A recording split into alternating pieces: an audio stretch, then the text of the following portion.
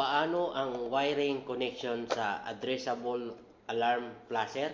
So panoorin nyo ang video na ito. Tuturo ko sa inyo kung paano ang wiring connection nito. So tandaan natin ang mga fire alarm devices ay DC ang supply niyan. So direct current. So makikita natin diyan sa likod may apat na terminal. 01, L1, 02, L2. So, walang nakalabel diyan na positive, negative. So, dito, ibahagi ko sa inyo para hindi kayo malito. Yung 01, yan ay negative or black na cable. Yung L1 naman, yun ang positive or red na cable.